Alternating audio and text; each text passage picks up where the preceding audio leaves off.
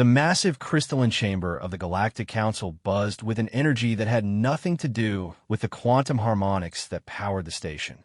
Ambassador Zektar of the Vorthak hegemony tapped his chitinous claws against the obsidian surface of his delegation pod, creating a rhythmic clicking that echoed through the dome.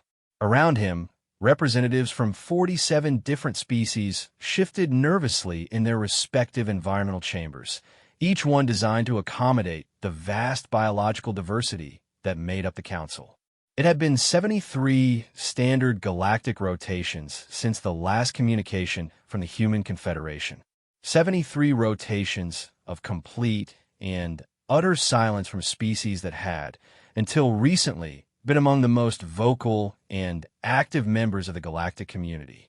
The absence of their voice had created a void that seemed to grow larger with each passing day, and that void was beginning to consume the very foundations of interstellar politics. High Counselor Marixel, a towering figure whose crystalline body refracted light in patterns that spoke directly to the minds of those present, raised her primary appendage to call for order. The chamber fell silent, save for the soft humming of life support systems and the occasional bubble from the aquatic Depthany delegation. Esteemed colleagues, her voice resonated through the neural translation matrix, reaching each delegate in their native communication method. We gather today to address a matter of increasing concern. The Human Confederation has maintained complete communication silence for 73 rotations. Their ambassadors have withdrawn from all council proceedings, their trade vessels have ceased operations along established routes, and their military forces have retreated to human-controlled space. The Saurian representative, a massive reptilian being whose scales shifted color with emotional state, spoke up first. His scales had taken on a deep purple hue, indicating confusion mixed with concern. High Counselor, with respect, perhaps the humans are simply attending to internal matters. Their species has always been somewhat unpredictable in their approach to galactic affairs. A low growl emanated from the Canine Federation's pod, where Ambassador Funris stood on his hind legs, his fur bristling with agitation. Unpredictable, yes, but not silent. In the 200 rotations since first contact, humans have never ceased communications for more than 10 rotations at a time. This is unprecedented. The chamber erupted in a cacophony of sounds as delegates began speaking over one another. Clicks, chirps, harmonious tones, and subsonic vibrations filled the air as each species expressed their concerns in their native manner. The insectoid collective's representative produced a series of pheromone bursts that made several nearby delegates recoil, while the ethereal assembly's energy being flickered rapidly between different colors. High Counselor Marixel's crystalline form began to glow brighter, a clear sign for order. Please, esteemed colleagues, let us maintain the dignity of this chamber. We must approach this matter with the wisdom and deliberation that has kept our galaxy at peace for over 3,000 rotations. Ambassador Zektar finally spoke, his dual-toned voice carrying the weight of the Vorthak military tradition. High Counselor, perhaps it is time we acknowledge what many of us have been thinking, but have been reluctant to voice. The humans have been a disruptive influence since their admission to the Council. Their aggressive expansion, their tendency toward violence as a first resort, their complete disregard for established protocols, perhaps their silence is a blessing. The temperature in the chamber seemed to drop several degrees as the implications of his words settled over the assembled delegates. The humans had indeed been a controversial addition to the galactic community. Their species had achieved faster-than-light travel in a remarkably short time compared to other Council species, and their rapid expansion across their local star cluster had been met with both admiration and concern. Ambassador Telani of the Peaceful Synthesis, her gossamer wings reflecting the chamber's light in prismatic patterns, spoke with the gentle tone her species was known for. Brother Zektar speaks harshly, but we must remember that the humans have also brought many benefits to our community. Their innovations in quantum mechanics led to the development of the new faster-than-light communication networks. Their agricultural techniques have helped feed three-star systems that were facing famine. And their diplomatic efforts helped resolve the border dispute between the Crystalline Dominion and the Metal Workers Union. Yes, interjected the representative from the Silicon-based collective, his voice a harmonious blend of electronic tones. But at what cost? Their military buildup has forced other species to increase their own defensive capabilities. The arms race that followed human admission to the Council has destabilized entire sectors. Captain Morgan of the Aquatic Depthany delegation bubbled from his water-filled chamber, his words translated through the liquid medium. The humans saved our homeworld when the plasma storms threatened to boil our oceans. Their atmospheric processors and energy shields were deployed without hesitation, without asking for compensation. We cannot forget such acts of kindness.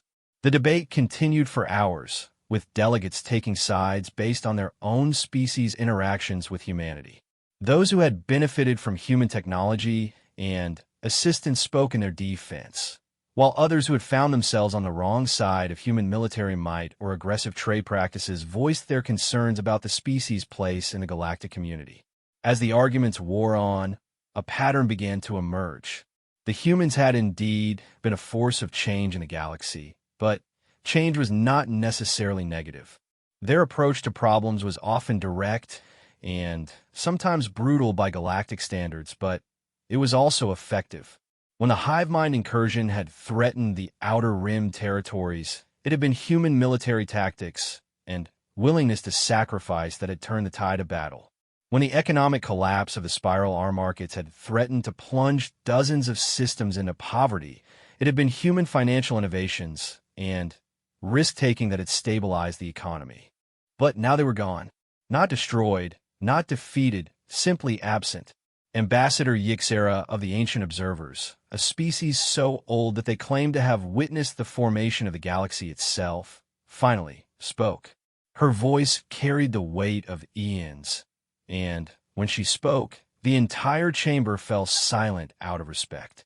Young ones, you debate the nature of humanity as if they were a problem to be solved or a puzzle to be understood. But you fail to see the larger picture. In all my cycles of existence, I have observed many species rise to prominence and then fall into obscurity. But I have never seen a species simply vanish from the galactic stage while at the height of their power. Her words sent a chill through the chamber. The ancient observers rarely spoke during council sessions, preferring to watch and listen. When they did offer their perspective, it was usually profound and sometimes prophetic. "What are you suggesting, Elder Yixera?" asked High Counselor Marixel with obvious respect. "I am suggesting that the humans have not withdrawn due to internal politics or isolationist tendencies. Something has happened that we are not aware of, something that has forced them to focus all their attention inward. And if the humans, with all their military might and technological innovation, have felt the need to pull back from the galaxy so completely, then perhaps we should be asking ourselves what threat could be so dire that it would cause such a response."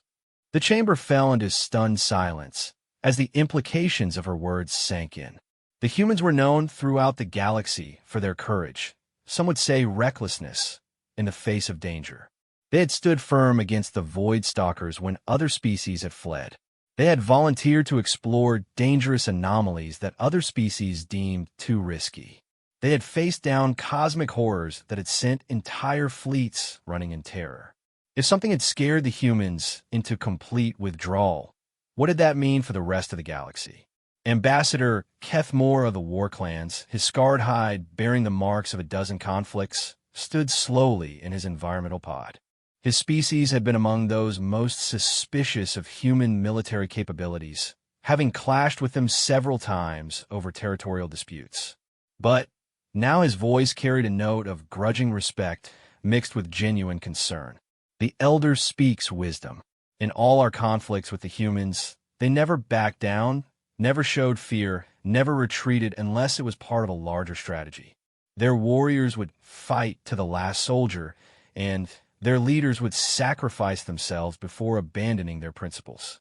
If they have gone silent, if they have pulled back all their forces, then something has happened that threatens their very existence. The Synthetic Intelligence Network's representative, a floating geometric form that pulsed with calculated thought patterns, added its analysis to the discussion. Probability calculations based on human behavioral patterns support this hypothesis. The likelihood of voluntary isolation, given their historical interaction preferences, is 0.0034%. The likelihood of strategic withdrawal, due to existential threat approach, is 94.7%.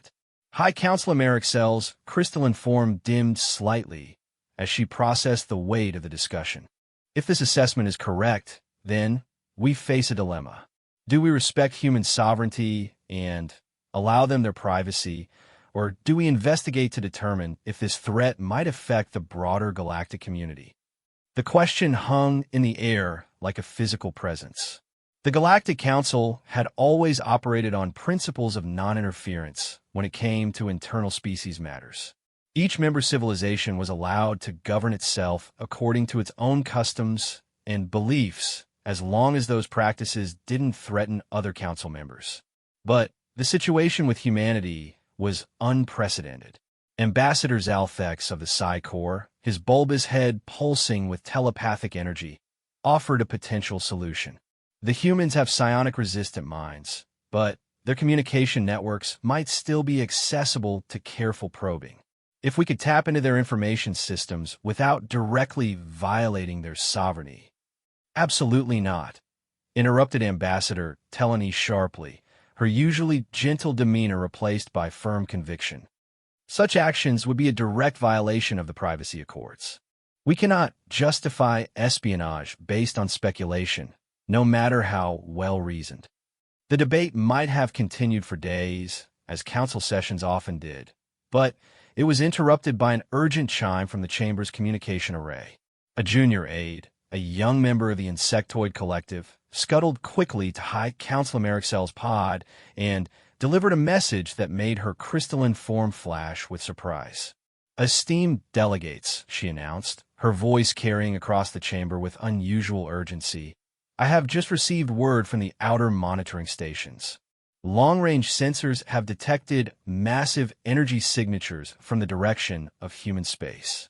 The readings are unlike anything in our databases." The chamber erupted once again, but this time the sounds were of alarm rather than debate. Ambassador Zektar's claws extended fully, a sign of extreme agitation among his species. "What kind of energy signatures? Weapons? Industrial? Natural phenomena?"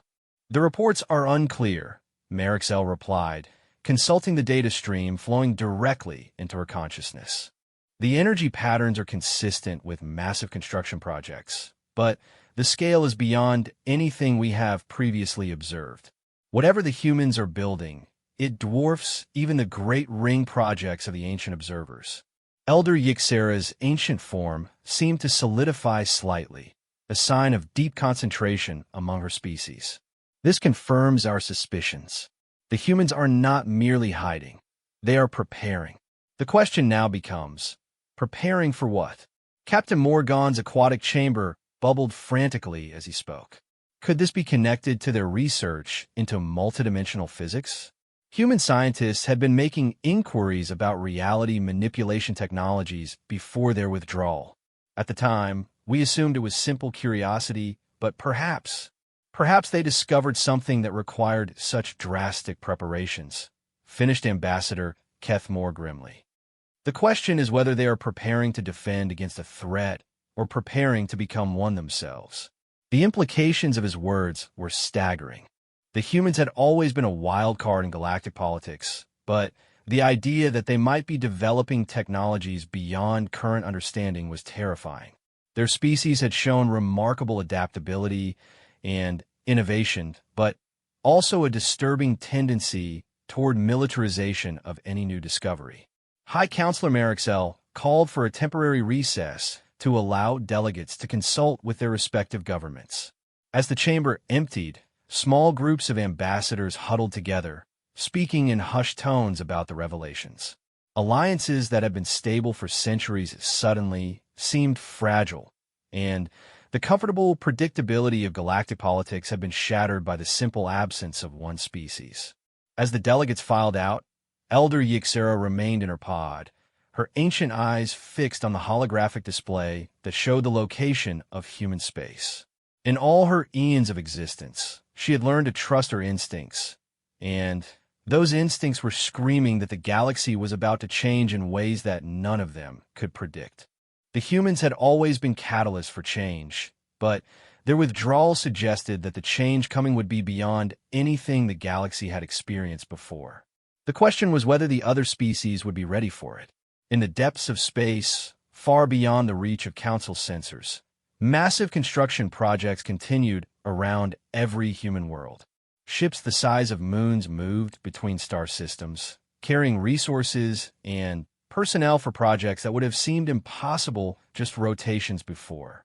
And in the secret laboratories hidden within asteroid belts and planetary cores, human scientists worked frantically to solve problems that threatened not just their species, but the very fabric of reality itself. The Galactic Council's panic was just beginning, but they didn't yet understand the true scope of what was coming. They thought they were dealing with a political crisis, but they were actually witnessing the first signs of a war that would determine the fate of the universe itself. The silence from human space wasn't the quiet of withdrawal. It was the silence before a storm of unprecedented proportions, and the humans were racing against time to ensure that when that storm broke, they would be ready to face it. The emergency session of the Galactic Council convened exactly 12 standard hours after the initial detection of the massive energy signatures from human space. The usual formalities and ceremonial procedures were abandoned in favor of urgent discussion. The crystalline chamber hummed with tension as delegates took their positions, many having received new instructions from their home governments during the brief recess. High Councilor Merrick form pulsed with a steady, authoritative light as she called the session to order. Esteemed colleagues, we have received additional data from our long-range monitoring stations. The information is both more detailed and more troubling than our initial report suggested. The main holographic display activated, showing a three-dimensional representation of the local galactic sector. Human-controlled space appeared as a cluster of blue dots representing star systems, but now those dots were connected by streams of energy that pulsed like the veins of some vast organism. The pattern was beautiful and terrifying in its complexity. Dr. Vexari, the Council's chief scientific advisor and one of the few beings who held dual citizenship in both the Silicon Collective and the Organic Alliance, manipulated the display with practiced efficiency. Her hybrid nature, part organic brain and part quantum computer, allowed her to process the massive amounts of data streaming in from the monitoring stations. The energy readings indicate construction on a scale that defies our current understanding of engineering capabilities, she began, her voice a harmonic blend of organic tones and digital precision. Each human star system appears to be building what our analysts can only describe as megastructures.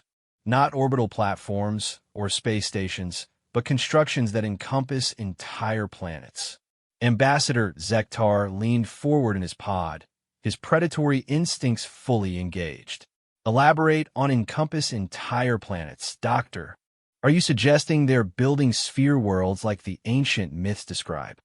Dr. Vexari nodded grimly. Something far beyond even the theoretical sphere worlds, Ambassador. The energy patterns suggest they are essentially rebuilding their entire civilization from the quantum level up. Every human world is being transformed into something unprecedented in galactic history. The ethereal assembly's representative flickered rapidly between different electromagnetic frequencies, a sign of extreme agitation among her energy-based species. This is impossible. The energy requirements alone would exceed the total output of most star systems. How could they accomplish such a feat? That's precisely what concerns our analysis teams, Dr. Vexari replied. The energy sources appear to be drawing power from what our instruments can only classify as unknown origins. The humans seem to have developed technology that taps into energy sources we cannot identify or understand. Elder Yixera, who had remained silent since the previous session, finally spoke. Her voice carried the weight of cosmic ages, and her words sent a chill through the assembled delegates. I have seen this once before, in the earliest days of the galaxy, when the precursor race faced the reality storms that threatened to tear apart the dimensional barriers between universes. The chamber fell into absolute silence. The precursor race was legendary, a civilization so ancient that even the ancient observers spoke of them only in whispered tones. They had supposedly transcended physical existence eons ago, leaving behind only mysterious artifacts and incomprehensible ruins scattered across the galaxy. Elder, High Councilor Marixel said carefully, "Are you suggesting that the humans have discovered precursor technology?" "No," Yixera replied slowly. "I am suggesting that the humans have encountered the same threat that destroyed the precursors, and they're preparing to fight it with methods that the precursors never had access to. Human determination and innovation were unknown quantities when the reality storms first appeared." The implications of her words struck the chamber like a physical blow. Captain Morgan's aquatic environment began to churn with agitation as he spoke. If the precursors, with all their advanced technology, could not survive this threat, what hope do the humans have? What hope do any of us have? Ambassador Keth Moore's scarred hide shifted to a deep red color, indicating battle readiness among his species. The humans have never backed down from a fight, no matter how impossible the odds. If they're preparing for war, then they believe they can win. The question is whether they plan to fight alone or if they will seek allies. Dr. Vexari manipulated the holographic display again, zooming in on the border regions between human space and the territories of other council species. Our sensors have detected something else that may answer that question. Human vessels, clearly marked as diplomatic craft, have been dispatched to 17 different star systems belonging to species that have had the closest relationships with humanity. The display highlighted the targeted systems, revealing a pattern that spoke to careful planning and strategic thinking. The humans had not chosen their destinations randomly. They had selected species known for their military capabilities, their technological expertise, or their historical willingness to stand against existential threats. Ambassador Telanese gossamer wings fluttered with nervous energy. The peaceful synthesis received no such diplomatic mission. Does this suggest that the humans consider us too pacifist to be useful allies? Or too valuable to risk, suggested the representative from the Medical Coalition, a multi-species organization dedicated to healing and preservation of life. Perhaps they are attempting to warn their closest allies while protecting those whose contributions to galactic society are irreplaceable. The synthetic intelligence network's geometric form pulsed with rapid calculations. Analysis of the selected species reveals common factors.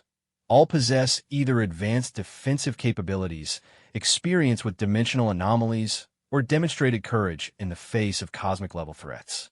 This suggests the humans are preparing for a conflict that will require every possible advantage.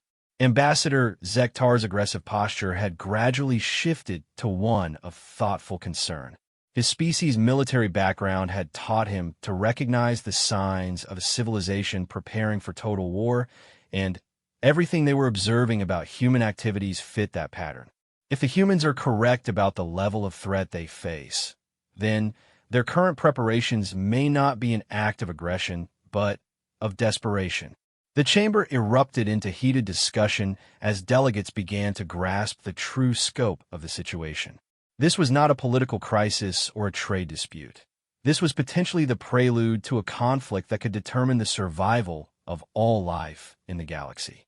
The comfortable assumption that the galaxy was a safe and stable place had been shattered by the revelation that threats existed beyond their current understanding. High Councilor Marixel raised her primary appendage for silence. We must consider our response carefully. If the humans are indeed preparing to defend the galaxy against an unknown threat, then we may need to reconsider our position regarding their withdrawal from Council activities. But we still have no direct communication from them, pointed out Ambassador Weil Theory of the Diplomatic Corps. All of our attempts to establish contact have been politely, but firmly refused. How can we offer assistance or seek information if they will not speak to us? Dr. Vexari had been monitoring the data streams throughout the discussion, and her expression grew increasingly grave. Esteemed delegates, I am receiving reports of additional developments. The energy signatures from human space have suddenly intensified, and our sensors are detecting what appear to be massive fleet movements. The holographic display updated in real time, showing streams of light moving between human star systems at velocities that exceeded known faster-than-light capabilities. The scale of the movement was staggering. Entire fleets that dwarfed anything in the Council's combined military forces were repositioning themselves according to some grand strategy. "How many vessels are we observing?" asked Captain Morgan, his aquatic environment bubbling with concern. Dr. Vexari's hybrid nature allowed her to process the incoming data within human speed, but even she struggled with the sheer volume of information. Conservative estimates suggest over 50,000 vessels of various classifications, including ships of design configurations not found in any galactic database. The humans appear to have developed entirely new classes of spacecraft during their period of isolation. The magnitude of the revelation struck the chamber like a thunderbolt. 50,000 vessels represented a fleet larger than the combined navies of the Galactic Council. More importantly, it suggested that human military-industrial capacity had grown exponentially during their withdrawal from galactic affairs. Ambassador Kethmore's military experience allowed him to quickly grasp the implications. A fleet of that size, with unknown capabilities, could conquer the entire galaxy if the humans chose to do so. The fact that they have not done so suggests that their preparations are indeed defensive in nature, but defensive against what? The question hung in the air as delegates struggled to comprehend the scale of what they were witnessing. The humans had always been a militaristic species by galactic standards, but this level of preparation suggested they were facing a threat that dwarfed anything in recorded history. Elder Yixera's ancient form began to glow with a soft, pulsing light as she accessed memories that stretched back to the dawn of galactic civilization. The reality storms that destroyed the precursors did not announce themselves with fanfare or warning. They began as subtle distortions in the fabric of space-time, anomalies that seemed unimportant until they reached critical mass. Dr. Vexari's attention was suddenly captured by an anomaly in the data stream. Elder Yixera, your words may be more prophetic than you realize. I am detecting quantum fluctuations in the deep space regions beyond our monitoring network, fluctuations that match theoretical models for dimensional instability. The chamber fell silent as the implications became clear. The humans had not been preparing for a conventional threat. They had been preparing for something that challenged the very nature of reality itself. The massive construction projects, the unprecedented fleet buildups, the withdrawal from galactic society all made sense in the context of a civilization preparing to face forces that operated outside the normal laws of physics. High Counselor Marixel's crystalline form dimmed as she processed the weight of the revelations. If this assessment is correct, then humanity has been attempting to protect not just themselves, but the entire galaxy from a threat we cannot even comprehend. Their silence was not abandonment. It was sacrifice. The irony was not lost on any of the assembled delegates. The species they had often criticized for being too aggressive, too militaristic, too willing to resort to violence, had quietly taken upon themselves the burden of defending all galactic life against an impossible threat. While the Council had debated and deliberated, the humans had acted with characteristic decisiveness and determination. Ambassador Tilanee's gentle voice broke the silence that had settled over the chamber. If the humans are fighting for all of us, then we have a moral obligation to assist them, regardless of past disagreements or philosophical differences. No species should bear such a burden alone. But how can we help if we do not even understand the nature of the threat? Asked the representative from the Research Alliance, a confederation of species dedicated to scientific advancement. Our technology is advanced by our standards, but if the humans have developed capabilities that we cannot comprehend, what contribution could we possibly make? Dr. Vexari had been analyzing the patterns in the human fleet movements, and her findings offered a glimmer of hope. The human fleet configurations suggest they are preparing for a defensive action rather than an offensive campaign. This implies that the threat, whatever it is, has not yet reached full manifestation. There may still be time to contribute to their preparations. The Synthetic Intelligence Network's representative pulsed with renewed activity as it processed potential scenarios. If the humans are correct about the existence of this threat, then their current isolation strategy may be flawed. A galaxy-wide threat requires a galaxy-wide response. Perhaps their refusal to communicate is based on a desire to protect other species rather than a rejection of assistance. Ambassador Zektar had been silent for some time, his predatory mind working through the tactical implications of what they had learned. When he finally spoke, his voice carried the weight of military experience and hard-won wisdom. The humans understand war better than any species in the galaxy. If they have chosen isolation over alliance, it is because they believe that alliance would weaken rather than strengthen their position. This suggests that the threat they face cannot be defeated through conventional cooperation. The chamber began to understand the full tragedy of the situation. The humans, known for their diplomatic initiatives and alliance building, had concluded that the best way to protect their friends was to distance themselves from them. It was a sacrifice that spoke to the depth of the threat they perceived and the weight of responsibility they had assumed. High Counselor Marixel made a decision that would reshape the political landscape of the galaxy. I'm calling for an emergency vote. This council must decide whether to respect human sovereignty and allow them to face this threat alone, or to override their wishes and insist on participating in whatever conflict is coming. The vote that followed was unlike any in the Council's long history. For the first time, species that had never agreed on anything found themselves united by common purpose. The final tally was overwhelming. 46 species voted to contact humanity and offer whatever assistance possible, with only one abstention from a species whose government had not yet had time to provide instructions. But as the delegates prepared to draft their message to humanity, alarms began sounding throughout the chamber. Dr. Vexari's hybrid nature allowed her to interface directly with the station's sensor array, and what she discovered sent waves of terror through the assembled representatives.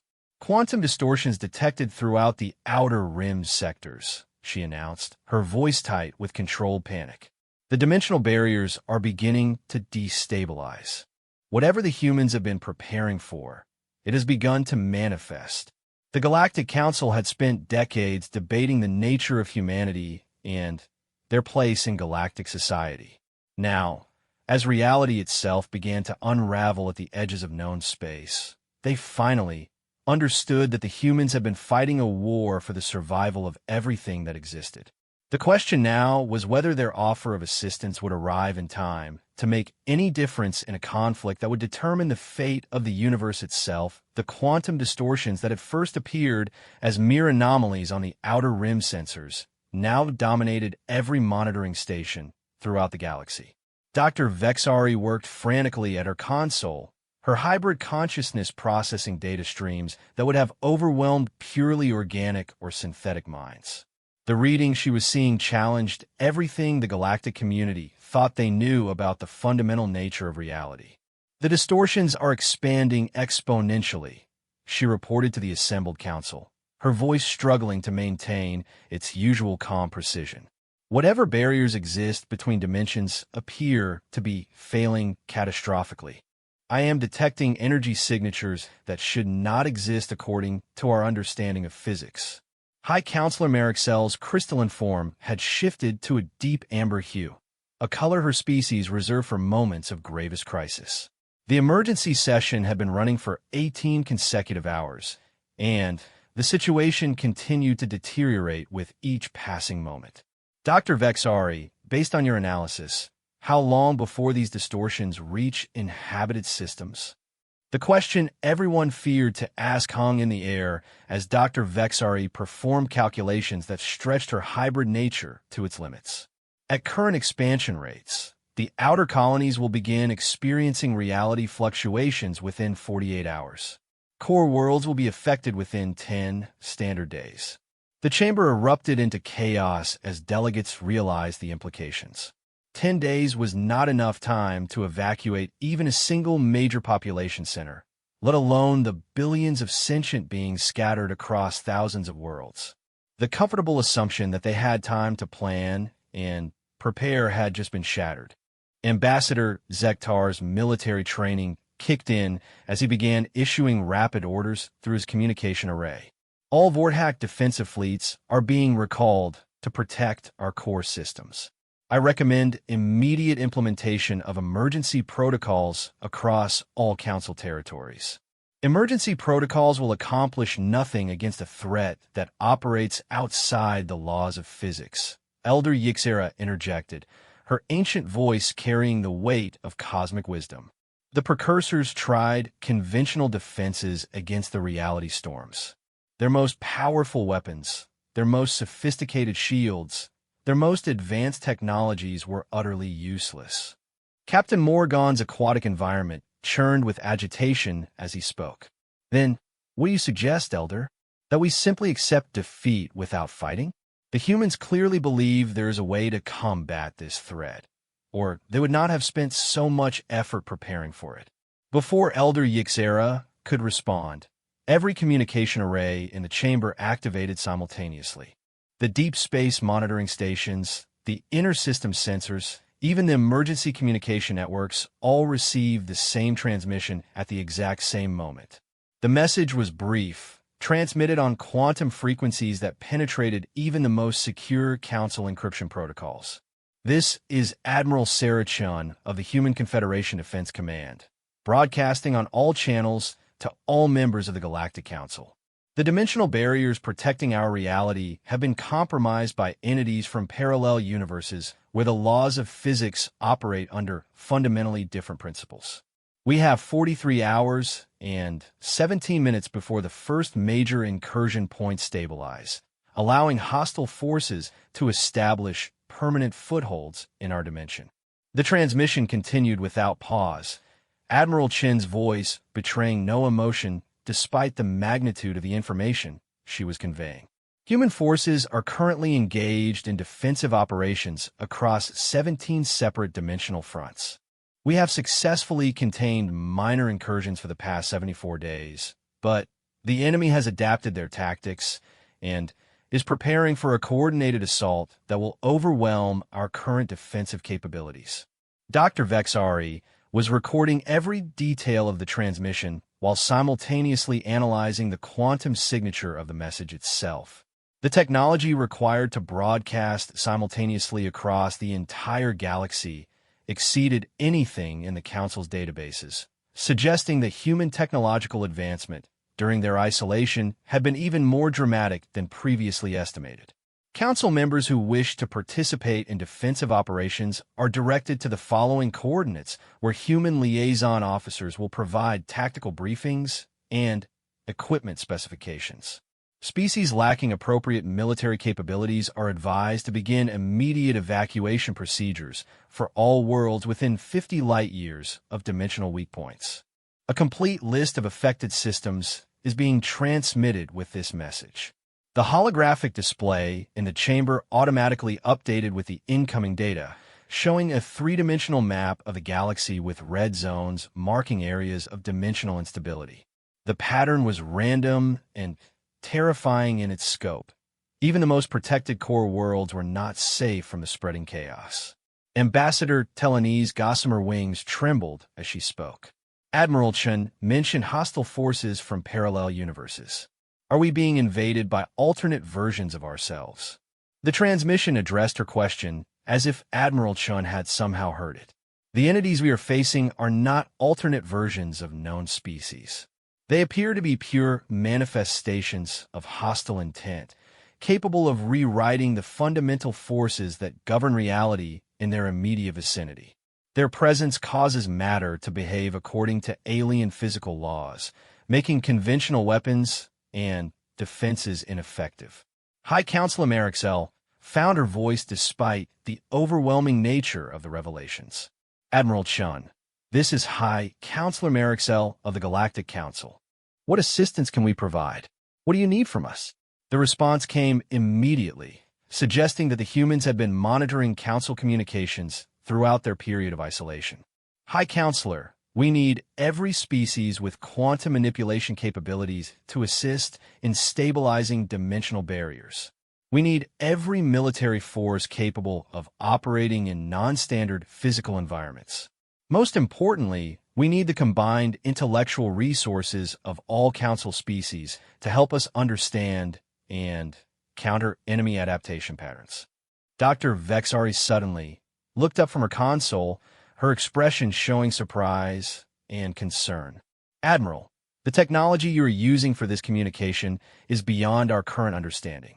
How have humans achieved such rapid advancement in quantum physics and dimensional mechanics?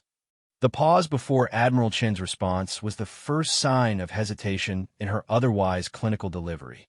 Dr. Vexari, we have had assistance from sources that we cannot fully explain.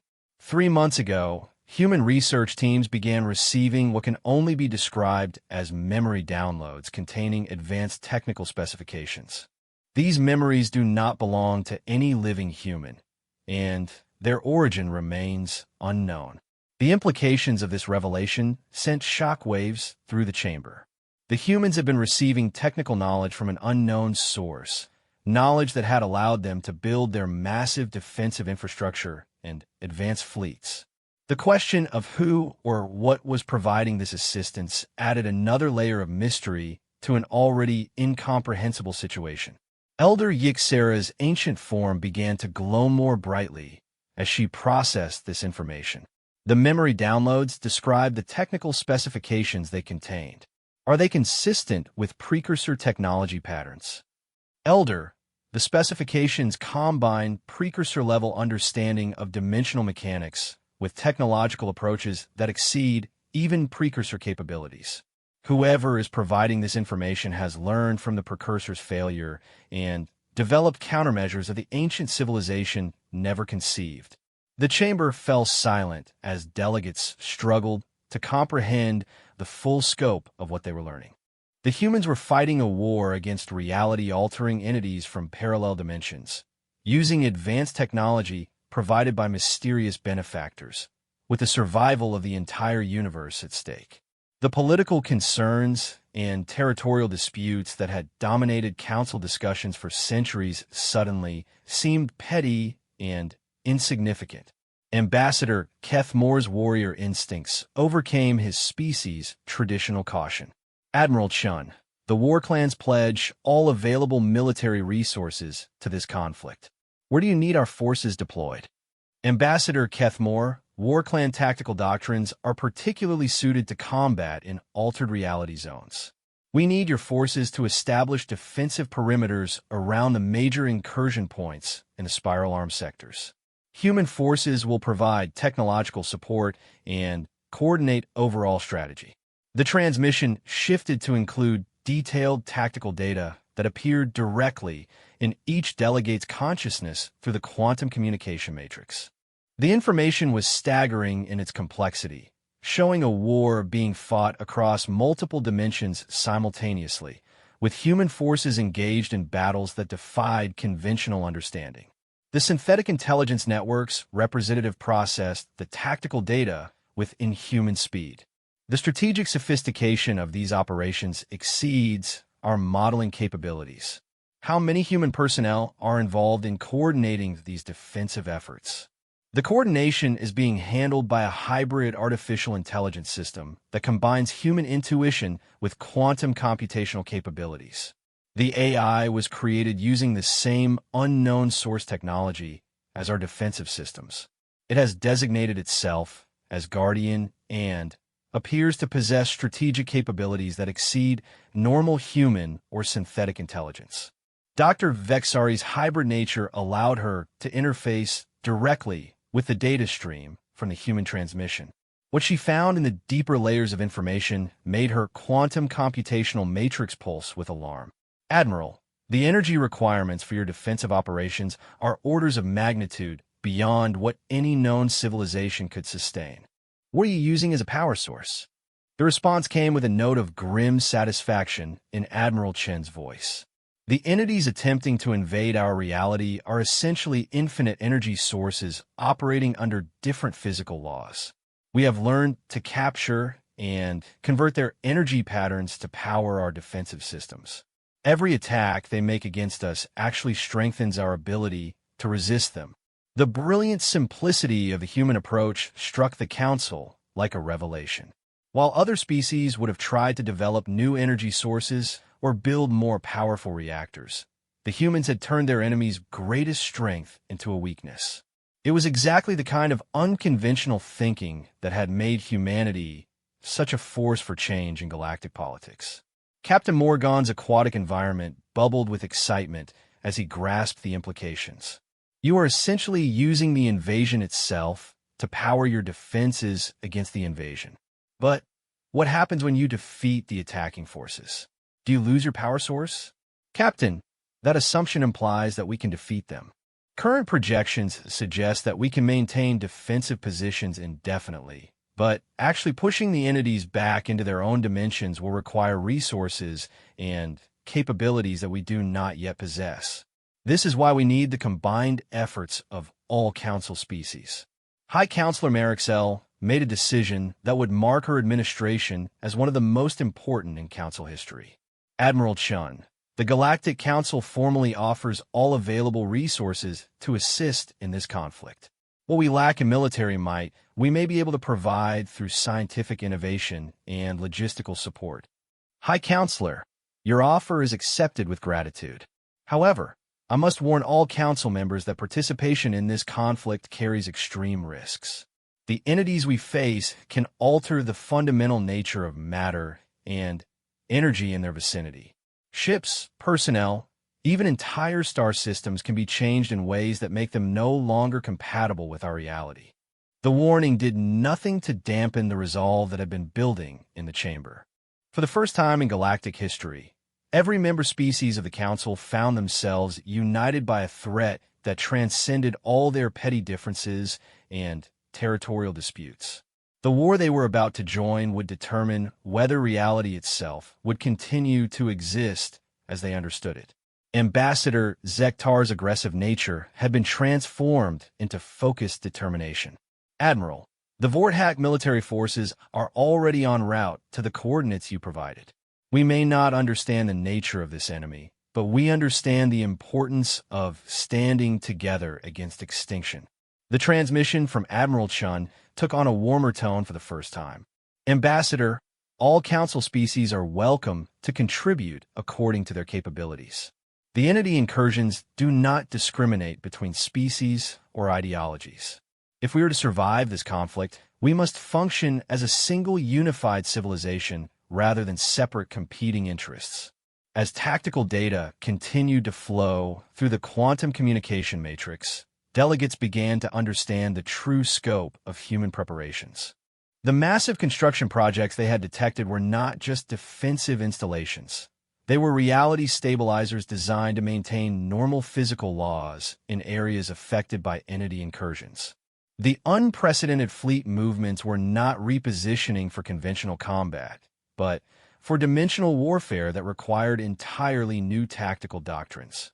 Most importantly, the humans had been forced to develop these capabilities while fighting a secret war that had been raging for months. Every day that the Council had debated the meaning of human silence, human forces have been dying in battles against impossible odds to protect civilizations that did not even know they were under attack. The shame of this realization was tempered by the opportunity for redemption. The war was far from over, and there was still time for the rest of the galaxy to prove that they were worthy of the protection humanity had provided.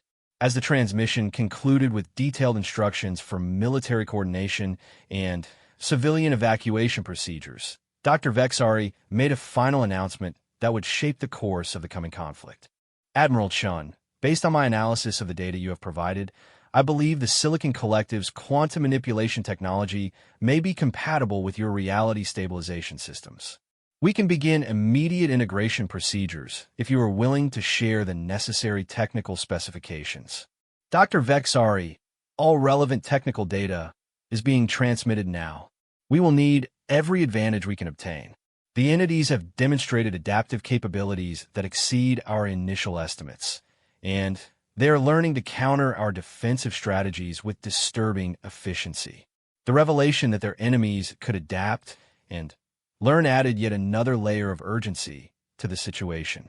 This was not just a war of technology or strategy. It was a war of innovation and creativity. The side that could develop new approaches and countermeasures most quickly would ultimately determine the fate of the universe. As delegates began the process of coordinating with human forces and mobilizing their respective civilizations for total war, one fact became crystal clear. The galaxy would never be the same again.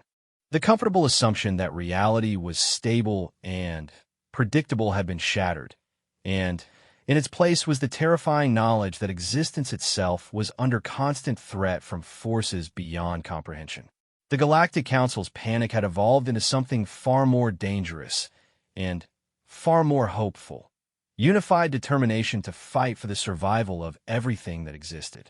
The war for reality had begun, and for the first time in galactic history, every sentient species would stand together against the darkness. The massive assembly hangar aboard the human battle station, defiant reality, stretched for kilometers in every direction. Its interior space bent and folded through dimensional manipulation to accommodate vessels from 47 different species. Ambassador Zektar stood on the observation deck, his predatory senses overwhelmed by the sheer scale of the military force being assembled. Ships that should have been incompatible with each other shared the same space through quantum field harmonics that his tactical mind could barely comprehend. 3 weeks had passed since Admiral Chen's galaxy-wide transmission, and the combined fleet now represented the largest military cooperation in galactic history. Vorthack destroyers shared formation patterns with delicate ethereal energy vessels, while massive Warclan battleships coordinated with the living bioships of the Depthani aquatic fleets. The sight should have been chaos, but instead it demonstrated an organizational capability that exceeded anything the galaxy had ever achieved. Impressive, isn't it? The voice belonged to Commander Elena Vasquez, the human liaison officer assigned to integrate Council forces into the Dimensional Defense Network. Her appearance was deceptively ordinary compared to the exotic forms of most other species, but her eyes held depths that spoke of experiences beyond normal human understanding. Zektar's claws retracted slightly, a sign of grudging respect.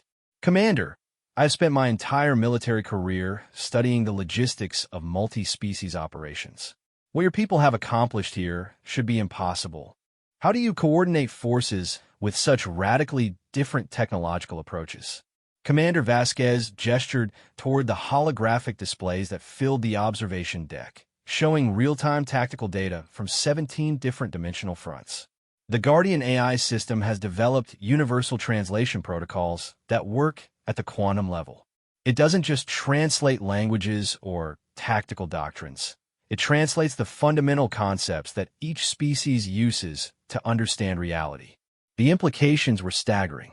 The humans had not just overcome the technical challenges of coordinating different technologies. They had solved the philosophical and conceptual barriers that had prevented true galactic unity for thousands of years. Each species could contribute their unique capabilities while still operating within a coherent strategic framework. Dr. Vexari materialized beside them through the station's matter-energy transport system, her hybrid nature allowing her to interface directly with human quantum technologies. "Commander Vasquez, I have completed the analysis of the dimensional stabilization matrices. The integration of Council quantum manipulation capabilities has improved system efficiency by 47%. Outstanding work, Doctor. Admiral Chun wants you to review the latest adaptation patterns we've observed from the entities. They're developing countermeasures to our stability fields faster than our models predicted. The gravity of the situation struck Zektar like a physical blow. Even with the combined resources of the entire galactic community, they were still struggling to stay ahead of an enemy that seemed to learn and adapt within human speed. Commander, how many battles have we lost to these adaptation patterns? Vasquez's expression darkened as she accessed the tactical database through her neural interface. In the past week alone, we've had to abandon 14 defensive positions when the entities develop counters to our reality anchors. Each time they adapt, they preserve that knowledge and apply to their other forces simultaneously. Dr. Vexari's quantum computational matrix pulsed with concern as she processed the implications. A collective learning system operating across multiple dimensions. They aren't just individual entities. They're manifestations of a larger consciousness that shares all experiences instantaneously. The observation deck suddenly filled with an alert tone that resonated through multiple frequency ranges to accommodate the hearing capabilities of all species present. The holographic displays shifted to show a star system on the outer rim where dimensional distortions were reaching critical levels. The readings were unlike anything they had seen before. All senior staff to the command center immediately. Admiral Chen's voice echoed through the station's communication system. We have a priority alpha situation developing in the Kepler 442 system. The command center of the Defiant Reality was a testament to human engineering ingenuity and alien cooperation. The central chamber combined human quantum computing systems with crystalline data processing matrices, synthetic intelligence network nodes, and ancient observer temporal analysis arrays. The result was a coordination system that could process information from across the galaxy in real time. Admiral Chun stood at the central command podium, her figure small but commanding in the vast chamber. Around her, liaison officers from every council species worked at consoles specifically designed to accommodate their unique physiological and cognitive requirements. The sight was both inspiring and terrifying in its implications for the future of galactic civilization. Status report. She commanded as the senior staff assembled. Commander Vasquez activated the main holographic display, showing the Kepler 442 system in detailed three-dimensional representation. Admiral, the dimensional distortions in this system have exceeded all previous parameters. The entities are not just attempting to establish an incursion point. They appear to be trying to permanently alter the fundamental constants that govern local space-time. The display zoomed in to show the third planet of the system, a world that housed over 2 billion peaceful synthesis colonists. The planet's surface was flickering between different states of existence, sometimes appearing normal, sometimes showing landscapes that defied physical laws, and sometimes appearing to exist in multiple realities simultaneously. Elder Yixura, who had been granted direct access to the human command systems despite her advanced observer species' traditional neutrality, spoke with the weight of cosmic ages.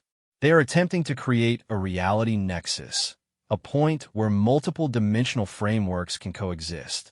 If they succeed, they will have a permanent foothold from which to launch coordinated attacks across all possible versions of our reality.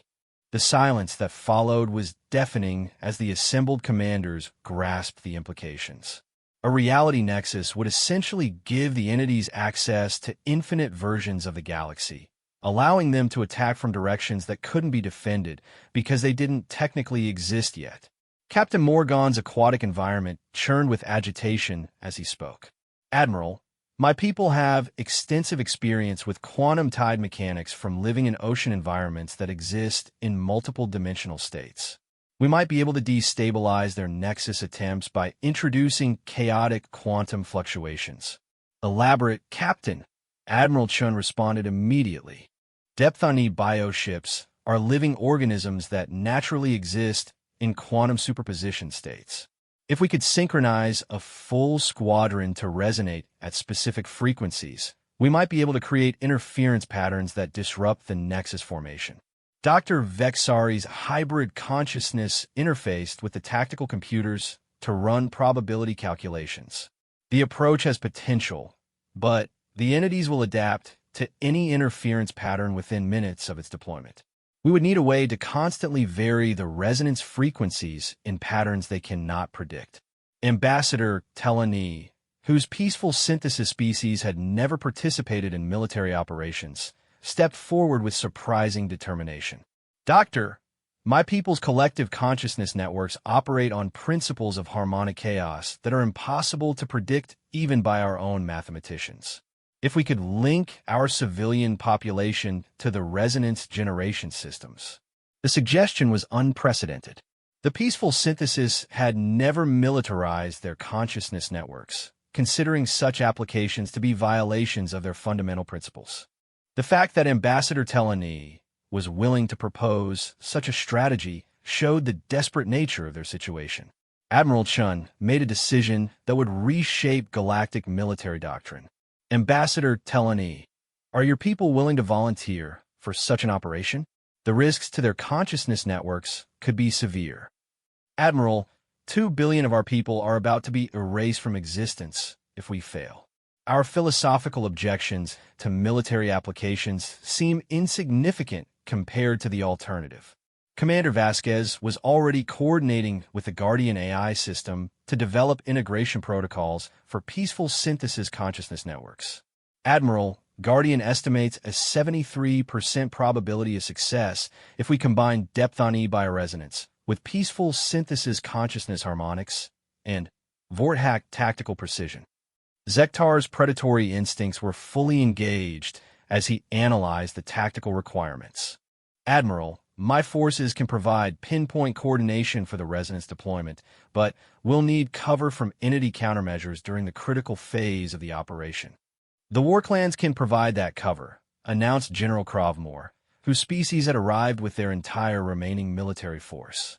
Our ships are designed to operate in altered reality zones. We can establish a defensive perimeter that will hold long enough for the operation to succeed. Dr. Vexari's quantum consciousness was processing multiple data streams simultaneously as she coordinated the technical requirements.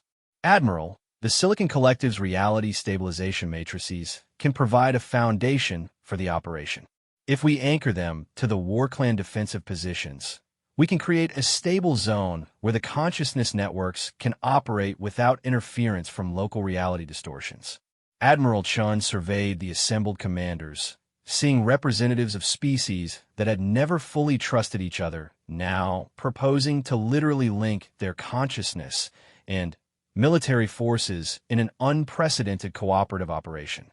Ladies, gentlemen, and beings of all classifications, what you are proposing has never been attempted in galactic history. The risks are enormous, and failure could result in the permanent loss of entire civilizations. Elder Yixera's ancient wisdom cut through the tension in the chamber. Admiral, the alternative is the certain loss of all civilization. The entities have demonstrated that they will not stop at conquest. They seek to remake reality according to their own incomprehensible purposes. If we are to fail, let it be while attempting something worthy of our combined potential. The decision was made with the kind of swift unanimity that only existential threats can inspire. Within hours, the largest multi-species military operation in galactic history was being coordinated through quantum communication networks that span the galaxy. Depth-on-E bio-ships began synchronizing their life rhythms with peaceful synthesis consciousness harmonics, while Vorthack tactical computers calculated precise deployment patterns for reality stabilization fields. The operation would require split-second timing across multiple dimensions, with failure meaning not just military defeat, but the complete erasure of 2 billion sentient beings and the establishment of an enemy stronghold that could threaten every world in the galaxy. As the combined fleet moved toward the Kepler 442 system, monitor stations throughout the galaxy detected something that changed everything. The entities were not just adapting to galactic military tactics. They were beginning to show signs of individual personality development, suggesting that prolonged contact with council species was affecting them in unexpected ways. Dr. Vexari's analysis of the monitoring data revealed patterns that defied conventional understanding of consciousness and identity. Admiral, the entities appear to be developing individual characteristics based on the species they encounter. Those facing human forces are becoming more aggressive and tactically sophisticated, while those engaging with peaceful synthesis colonies are developing what can only be described as emotional responses. The implications were staggering. The war was not just about territory or survival. It was about the fundamental nature of consciousness itself.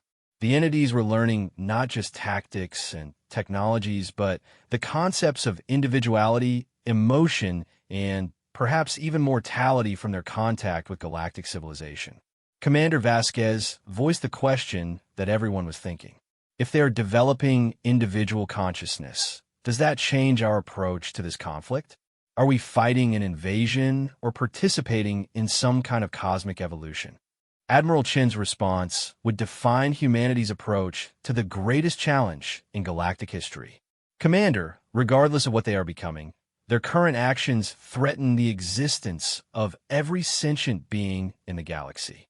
Our obligation is to protect the civilizations that already exist, not to facilitate the development of new forms of consciousness at the expense of established ones. The moral complexity of the situation added yet another layer to an already impossible conflict. As the combined fleet approached the reality nexus forming around Kepler 442, they carried with them not just the hopes of their individual species, but the collective responsibility of determining what consciousness itself would become in the universe. The war for reality was about to enter its most critical phase, and the outcome would determine not just who controlled the galaxy, but what it meant to be alive in a universe where the fundamental nature of existence could be rewritten at will. The space around Kepler 442 had become a kaleidoscope of impossible geometries and conflicting physical laws. Admiral Chun stood on the bridge of the defiant reality, watching through quantum-filtered view screens as reality itself writhed and shifted like a living thing. The planet that had once housed 2 billion peaceful synthesis colonists now existed in 7 different dimensional states simultaneously, each one flickering in and out of existence according to principles that challenged the sanity of anyone who observed them too closely. Admiral, Commander Vasquez reported from her coordination station. All fleet elements are in position. Depth-on-E bioships report successful synchronization with peaceful synthesis consciousness networks. Warclan defensive positions are established and holding against entity probing attacks. Through the quantum communication matrix, Admiral Chun could sense the presence of millions of minds linked together in common purpose. The peaceful synthesis colonists on threatened worlds had volunteered to merge their consciousness networks with a military operation, creating a hybrid entity that was part organic intelligence, part quantum computer, and part living weapon. The sensation was overwhelming and humbling. Dr. Vexari's voice came through the ship's communication system with barely controlled excitement.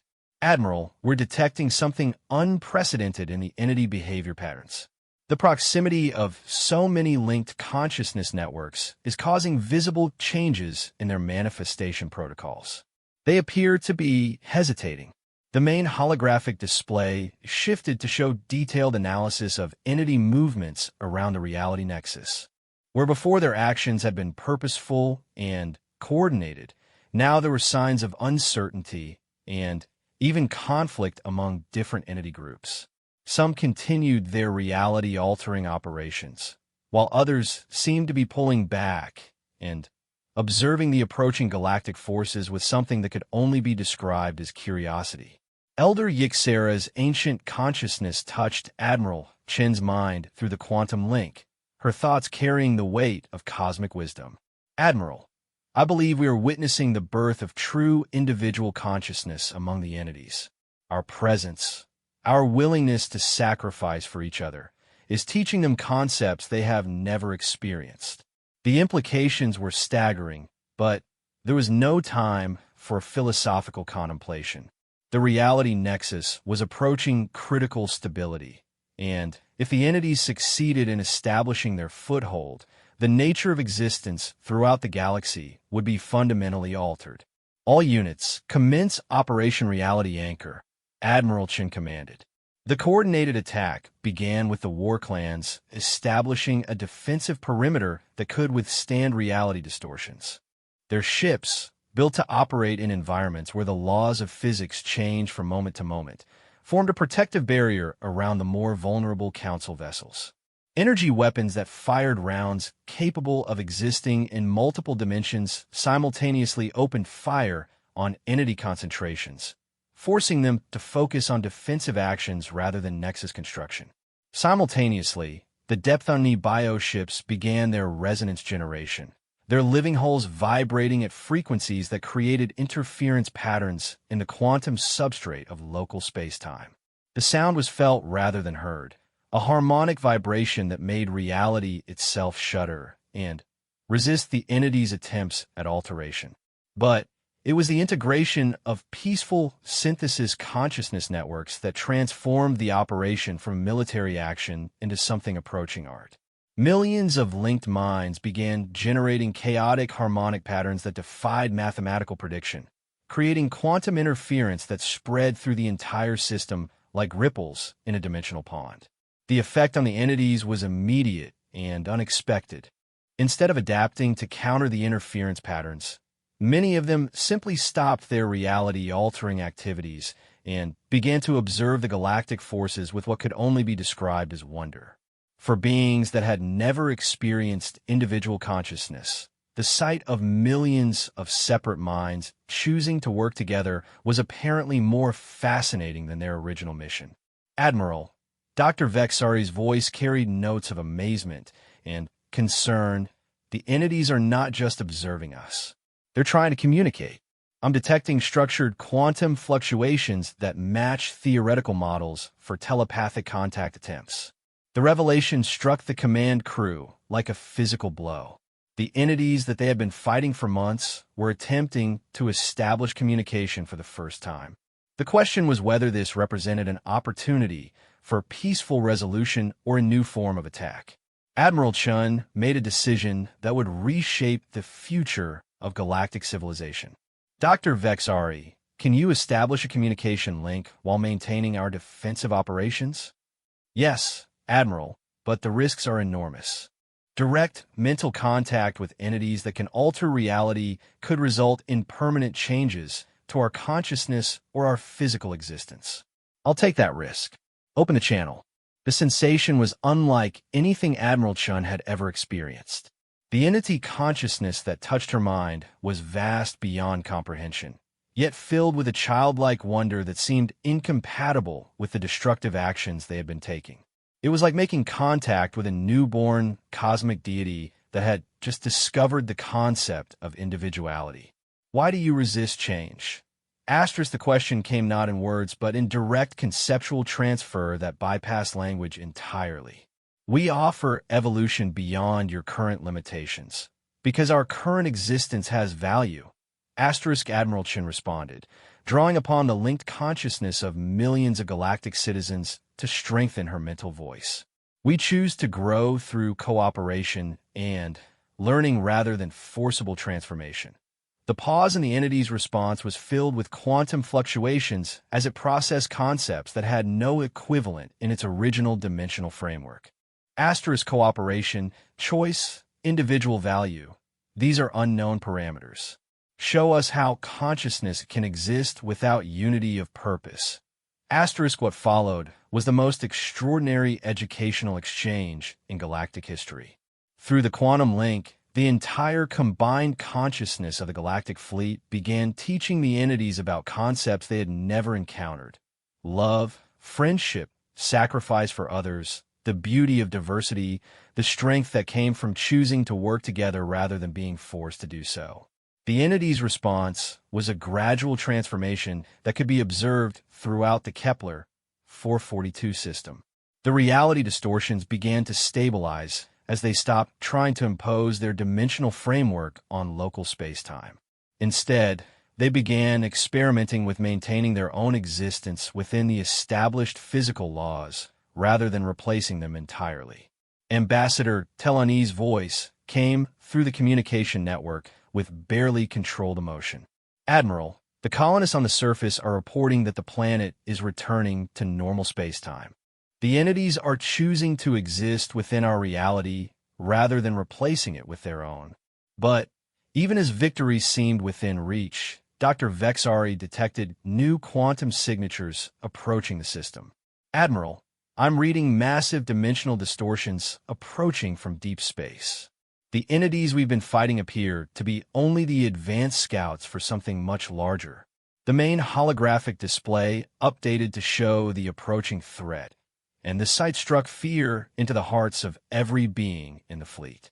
The dimensional distortions were orders of magnitude larger than anything they had previously encountered, and the entity consciousnesses within them showed no signs of the individual development that had made communication possible with the scouts. The collective comes, asterisk the entity they had been communicating with projected sudden terror through the quantum link. Asterisk they will not accept our new understanding. They will destroy both your reality and our new consciousness to prevent contamination of their unified purpose. Asterisk the situation had suddenly become far more complex. The entities they had been fighting were not invaders, but refugees, beings fleeing from a larger collective consciousness that viewed individual development as a form of disease to be eliminated. The galactic forces found themselves in the position of protecting their former enemies from a threat that would destroy everything they had accomplished. Admiral Chen's mind raced through the tactical implications as the approaching collective grew closer. All fleet units, new mission parameters. We are now defending both our reality and our former opponents against a collective consciousness that views individual thought as contamination. The response from the combined fleet was immediate and determined. War-clan vessels moved to establish new defensive positions, while Depthani bioships began generating resonance patterns designed to protect the newly conscious entities as well as galactic forces. The peaceful synthesis networks expanded their consciousness links to include the reformed entities, creating a hybrid collective that maintained individuality while achieving unprecedented coordination. Elder Yixera's ancient wisdom proved invaluable as she guided the integration of alien consciousness patterns with galactic thought frameworks. The key to victory is not in military might, but in proving that individual consciousness can be stronger than collective unity. We must demonstrate that choice and cooperation create power that forced unity cannot match. The battle that followed transcended conventional warfare. The approaching collective attacked, not just with reality-altering weapons, but with telepathic assaults designed to forcibly merge all individual consciousness into their unified framework. The Galactic Defenders countered with something the collective had never encountered: the willing sacrifice of individual identity for the protection of others, while maintaining the essential self that made such sacrifice meaningful. Human forces demonstrated the concept of heroism by launching seemingly suicidal attacks that actually strengthened the overall defensive position. Vorthack warriors showed how individual skill and tactical innovation could overcome superior numbers. Peaceful synthesis colonists proved that pacifist philosophy could generate strength that exceeded military might when applied with determination and purpose. Most importantly, the newly conscious entities chose to fight alongside their former enemies rather than return to the collective unity that had once defined their existence. Their decision to embrace individual consciousness despite the pain and uncertainty it brought proved to be the turning point of the battle. The collective's attacks gradually weakened as individual entity consciousnesses began to question the value of forced unity. Faced with the demonstrated power of cooperative individuality, some collective components began to develop independent thought patterns, creating internal conflicts that disrupted their reality-altering capabilities. Dr. Vexari's analysis of the changing quantum patterns revealed the ultimate irony of the situation. Admiral, the collective's exposure to our consciousness networks is causing the same individual development that occurred with the scout entities. They're essentially defeating themselves by coming into contact with us. The final resolution came not through military victory, but through a choice made by the collective itself. Faced with the reality that their attack was transforming them into the very thing they sought to destroy, the collective consciousness made the unprecedented decision to withdraw from galactic space and return to their own dimensional framework. But they did not return unchanged. The concepts of individuality, choice, and cooperative strength had taken root in their vast consciousness, ensuring that their future evolution would follow paths they had never previously considered. As the dimensional distortions faded and normal space-time reasserted itself throughout the Kepler 442 system, Admiral Chin stood on the bridge of the defiant reality and contemplated the magnitude of what had been accomplished. The galactic community had not just survived an invasion. They had transformed their enemies into allies and demonstrated that the power of choice could overcome even cosmic-level threats. The reformed entities chose to remain in galactic space, establishing colonies where they could explore their new individual consciousness while contributing to the diverse community they had once sought to destroy. Their unique perspectives and reality manipulation capabilities added new dimensions to galactic science and philosophy, ensuring that the victory would benefit all species for generations to come. The Galactic Council's panic had evolved through stages of fear, determination, cooperation, and ultimately transformation. The crisis that had threatened to destroy civilization had instead elevated it to levels of achievement and understanding that would have been impossible without the catalyst of existential threat. As the combined fleet began the journey home, carrying with them new allies whose existence proved that consciousness itself could evolve beyond its original limitations, one fact had become clear. The galaxy was no longer a collection of separate species competing for resources and territory. It had become something unprecedented in cosmic history, a true community of minds, each unique and valuable, working together to explore the infinite possibilities of existence itself. The war for reality had ended not with conquest, but with growth, proving that the greatest victories come not from defeating enemies, but from transforming them into friends. And in the depths of space, where the barriers between dimensions remained forever changed by the contact between different forms of consciousness, new possibilities for existence continued to unfold in patterns too beautiful and complex for any single mind to fully comprehend.